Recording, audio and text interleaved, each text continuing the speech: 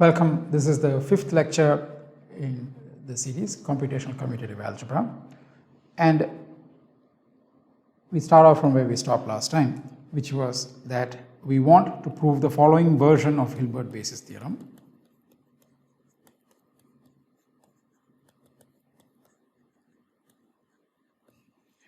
Which is, let K be a field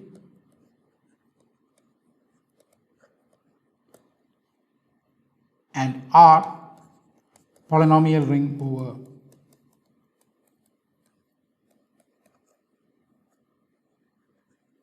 over K, then R is Noetherian.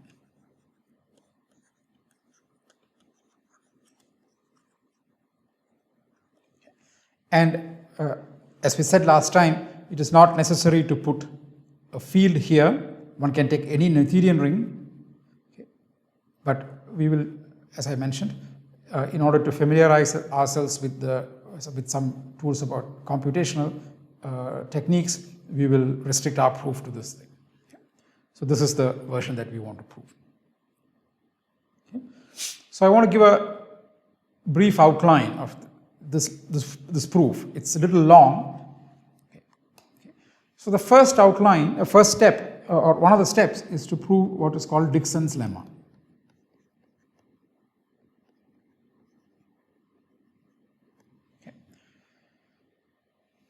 So what does this say? If lambda is a non-empty collection of monomials in R, remember R is the polynomial ring over K in n variables, and this notation is going to be used in this lecture and the next, okay, while we are discussing the proof of this theorem. Okay, monomials in R. Then, sorry, maybe I should just say let lambda be.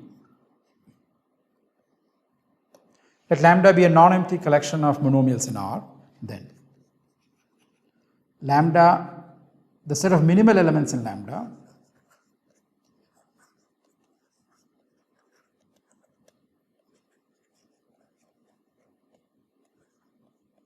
by divisibility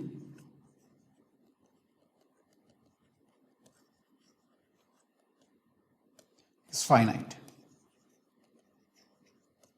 Okay. What does that mean? That is, there exists a finite subset of lambda. Lambda 0 is a finite subset. Okay. Lambda 0 subset of lambda finite, such that for all m inside lambda, so these are monomials in the variables x1 through xn, there exists an m prime from lambda 0 such that m prime divides m. Okay. So under divisibility, the set of monomials is a partial order. I mean, there are pairs of monomials where neither would divide the other, so it's not a total order. And divisibility gives an order. Okay. So this is so it gives a partial order. Okay.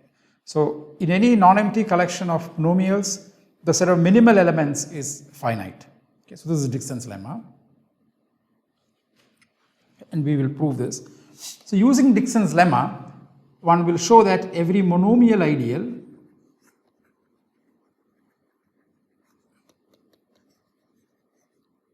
of I, monomial ideal of R, is finitely generated. We want to prove that every ideal is finitely generated. At least we get a class where all of them are finitely generated. The next step is to convert the problem about an arbitrary ideal to a monomial ideal. For this, we have to discuss what is called monomial orders, initial terms, and initial ideals. And okay, so given an arbitrary ideal, we will construct what is called an initial ideal of I, which will be a monomial ideal. So this is the strategy I. This will give what is called an initial I will explain the notation once we get this far, but let's just say this is a all that one needs to know at this point is that this is a monomial ideal. Okay. And this is finitely generated because every monomial ideal is finitely generated. And then we will argue that this will imply that I is finitely generated. Okay. So this is an extremely vague outline, and so first we will prove Dixon's lemma.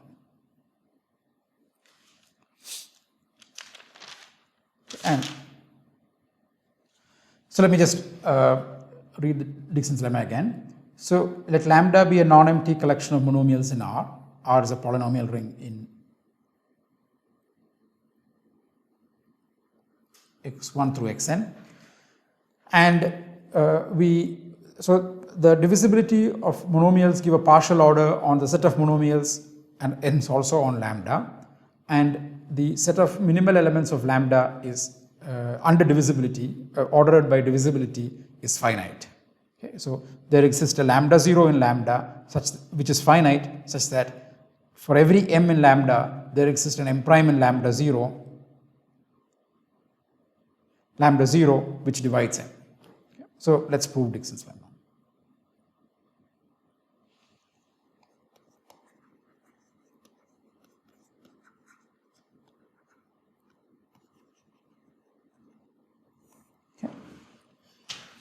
So this is induct on n.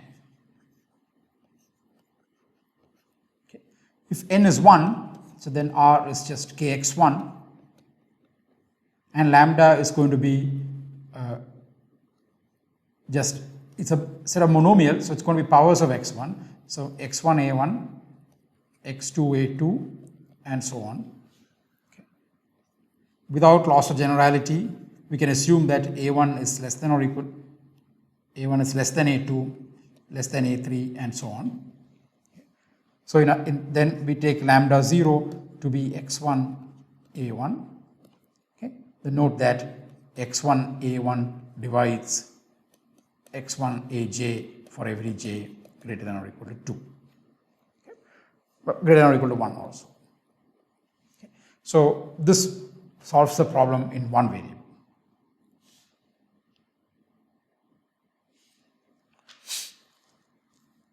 So now let's assume that n is greater than 1 and assume that the theorem holds.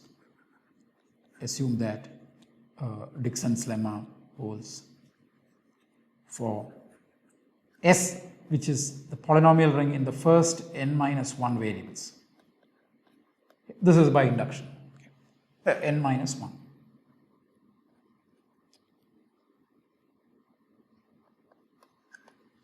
Okay. So assume that this holds for n minus 1. So now we are given this lambda. So now let's construct a collection of monomials inside S. So let lambda prime be the set of monomials mu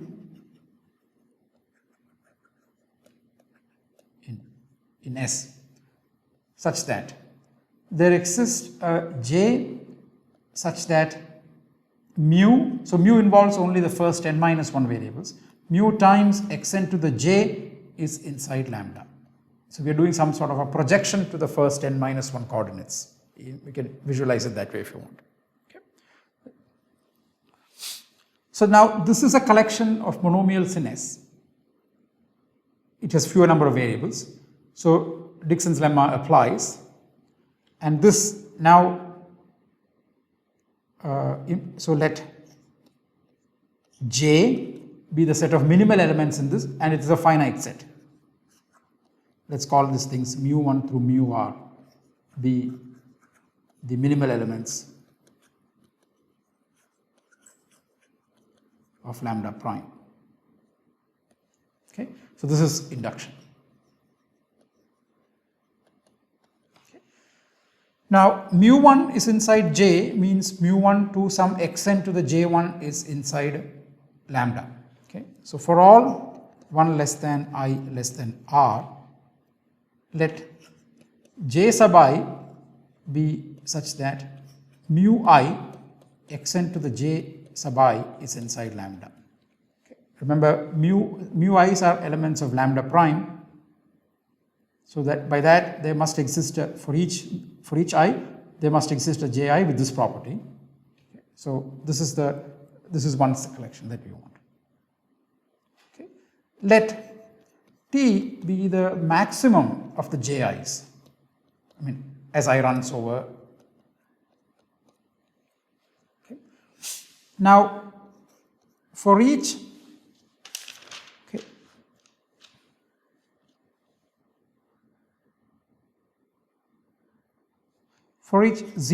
I between 0 and t, let j sub I be the set of minimal elements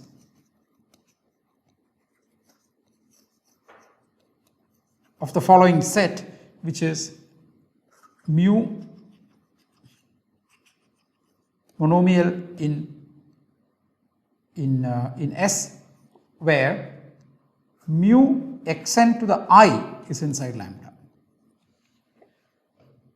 So we have fixed an I here, and then look at all monomials mu with that power of xn.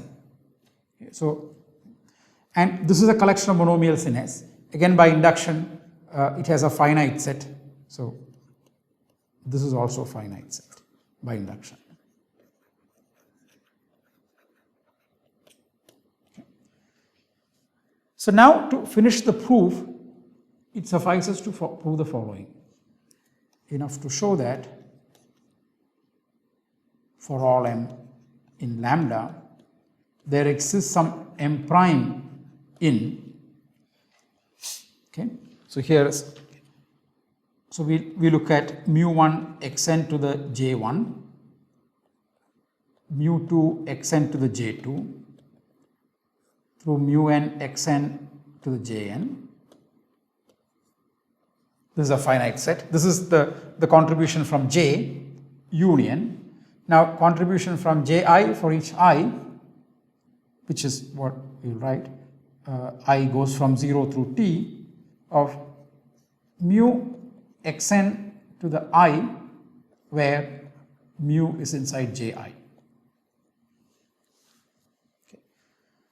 So if you look at all monomials mu xn to the I which are inside lambda, then these minimal elements is going to divide that. So this is a finite set. There exists an, I think, finite set. Okay, so sorry, the condition is that there exists a mu prime in such that m prime divides n. Okay, this set is not necessarily the set of, I mean, so just a remark here, not necessarily the set of minimal elements, but the minimal elements will definitely come from this. So the set of minimal elements is finite. We may, I mean, in other words, we may have picked more elements in this set than necessary, but that's okay. We just want to prove that there exists a finite set. Okay. So now let's prove that statement. So let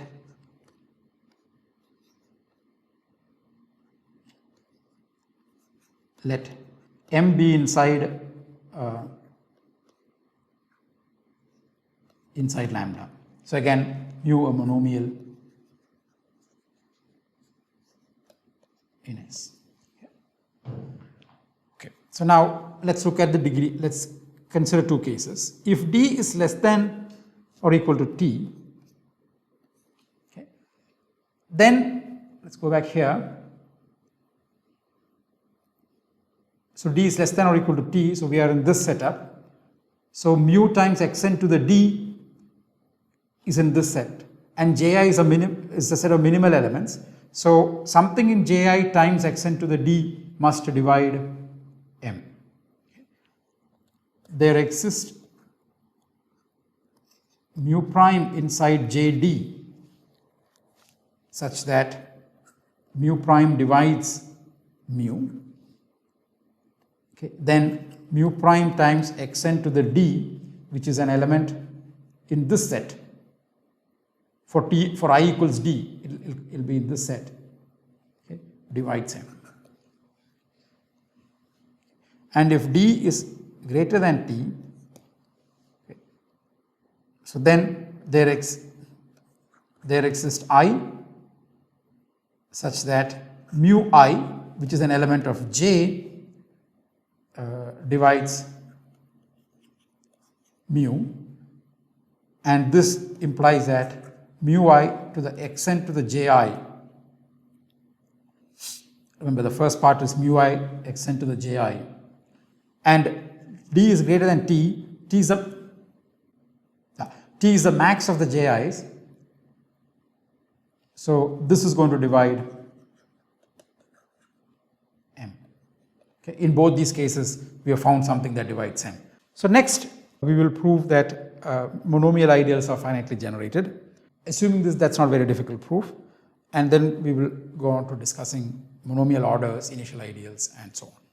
So we now look at a corollary of the previous result, Dixons lemma. So the corollary is the following.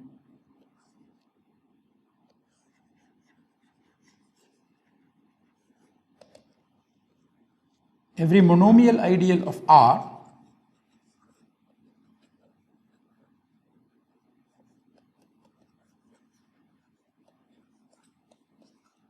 is finitely generated. Remember, Fg is for finitely generated. And the proof is an immediate follows immediately from Dixons lemma. Let I be a monomial ideal.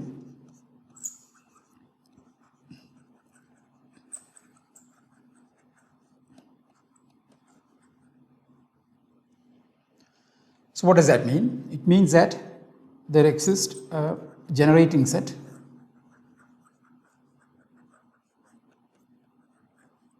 G inside I consisting of monomials.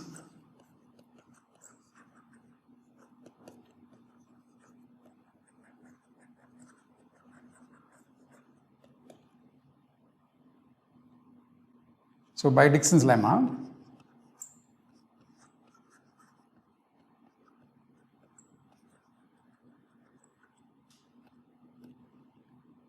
there exists a finite subset G0 inside G such that for all monomials inside G, there exists a monomial inside G0 such that M prime divides M. Okay. So now let F be inside I, then we can write F as some Ri Gi, where this Gi is inside G, but each of them are monomials. So each Gi is divisible by some Gi prime, which is inside G0. So this is the same as Ri Gi. Different R, different G. I mean, G comes from the smaller set.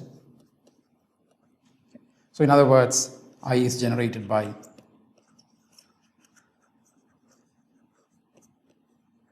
G0. That's okay.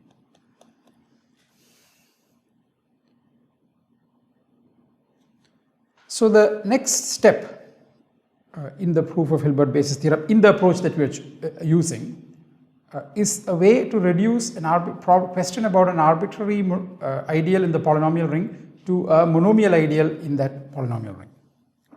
So this is the idea behind it. So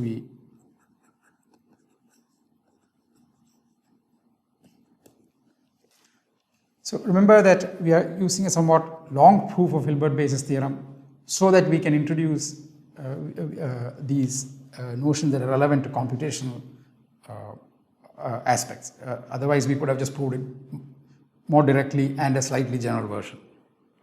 So a total order, so this is the definition.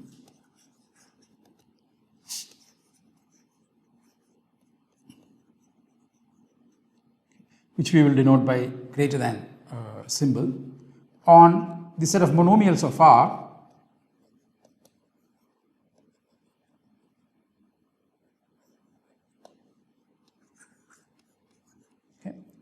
So just to remind ourselves, R is a polynomial ring in some number of finite number of variables and over a field. Okay. Is said to be a monomial order, is said to be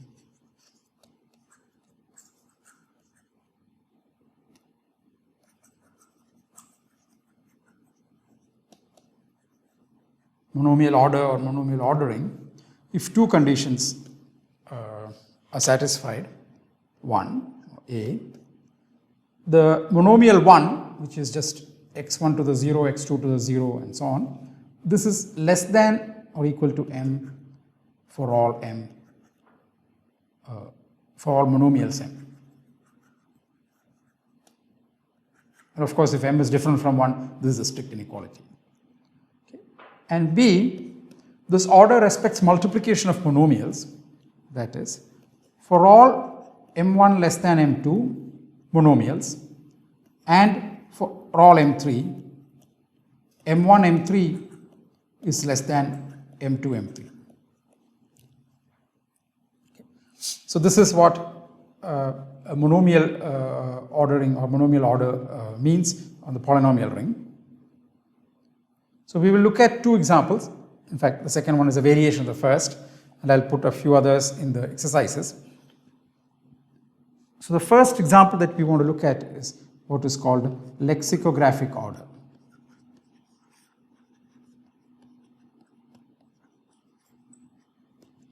Okay. So we have to define what the total order is. So we define x1, so this is the definition of,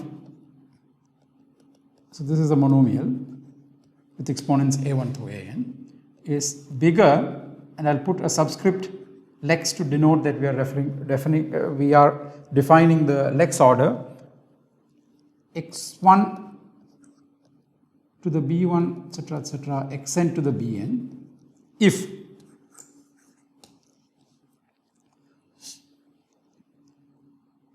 ai is bigger than bi for the smallest I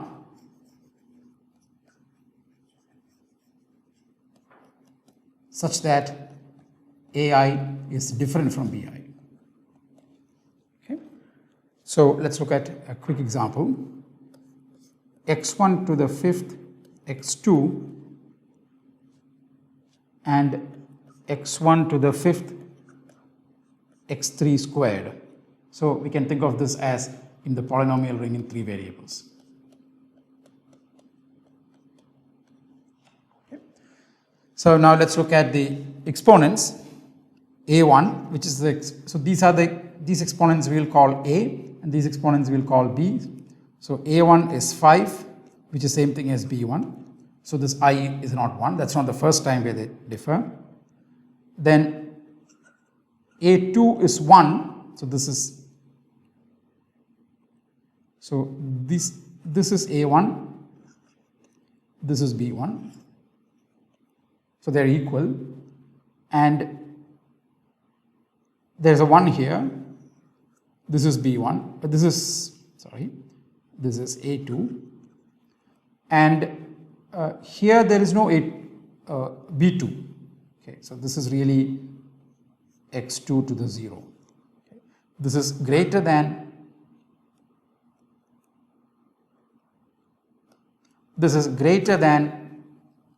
B2, which is 0. Okay. So the first index where it differs is 2, and at that point A2 is bigger than B2, so therefore the condition, the relation is this is bigger than this in the lex order.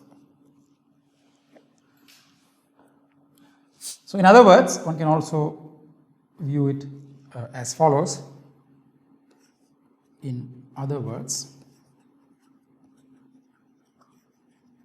okay, if you consider the following two elements in Zn or naturals to the n, and you take the difference, the exponent vector, okay, in this exponent vector,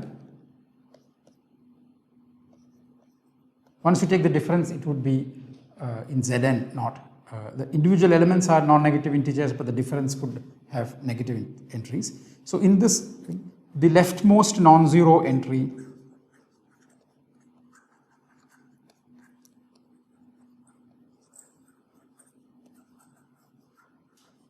is positive. Okay. So that's another way of thinking about lex order. It's just restating what we said earlier. And here is a curiosity. X1 is bigger than any monomial here. So just okay. So this is really a remark. X1 is bigger than any monomial here m for all m that does not involve x1.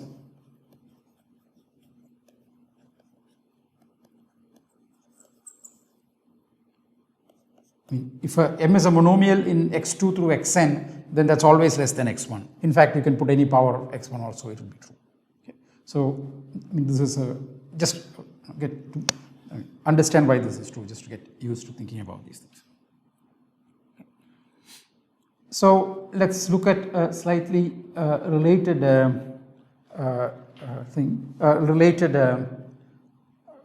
monomial order called graded, or sometimes called degree lexicographic order. So in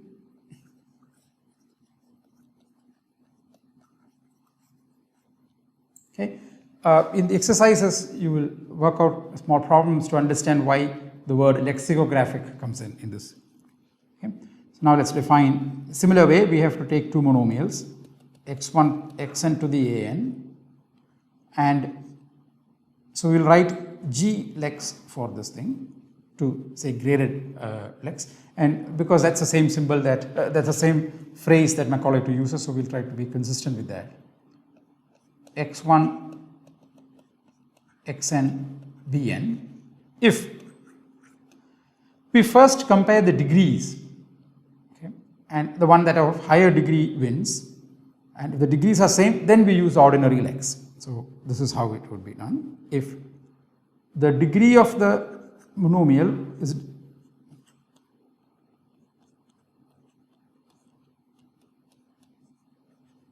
so this degree is the usual degree. Variables have degree 1, so x1 to the a1 has degree a1 and so on. So take the sum, and this is greater than the degree of x1 to the b1 through xn to the bn. So that's the first condition, first check. If this is true, then we define this to be greater in the graded lexicographic order, or the degrees are same,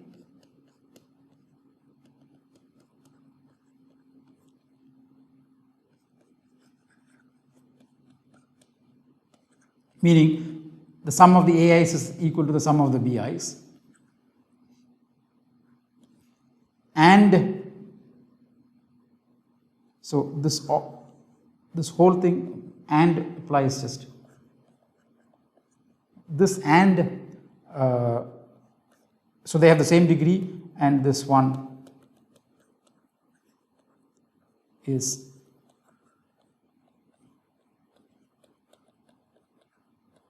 in the usual lexicographic order. This is bigger than that. Okay. So let's just compare it. Let's take one example.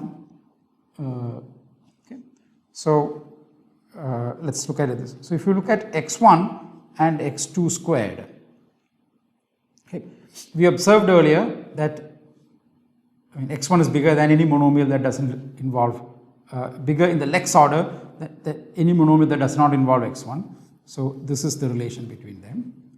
Okay. But however, when we do graded lex, then this has a higher degree, so then x2 square is higher in the graded lex than x1. Okay. So there is. So let's look at how this is done in Macaulay. So here we define a polynomial ring in 3 variables, but although in the example I used only 2, R is a polynomial ring over the rationals in 3 variables x, y and z. So what is x1, x2, x3? Well, x1, x2, x3 are in the same order. x1 is x, x2 is y and x3 is z. So it's in that order. And we specify the monomial order like this. We write monomial order and then equal to and a greater than sign, which is read as gets. So this is what is called an option to this command, this ring construction command.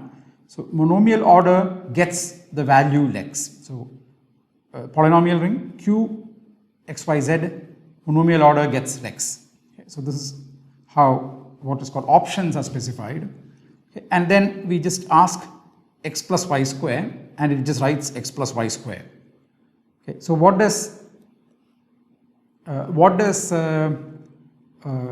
information can we get from this? Well, the way polynomials will be written in Macaulay is in the decreasing order in the monomial order of the ring. So x plus y square is written as x plus y square because x is bigger than y square in lex order. Okay. So now let's look at graded lex. So we specify the same thing, except monomial order gets the value g lex. So that's the term to specify that we want graded lex. And then we enter the same polynomial x plus y square, but it tells us y square plus x, and because y square is bigger than x so the way the polynomials are printed itself will tell us what the initial term is, the leading term or the initial term. The largest term in that largest term in that polynomial is. Okay. So just one more order, what is called graded. This is an extremely important for various computational purposes, and also it has much nicer different properties than lex. So graded reverse lexicographic order.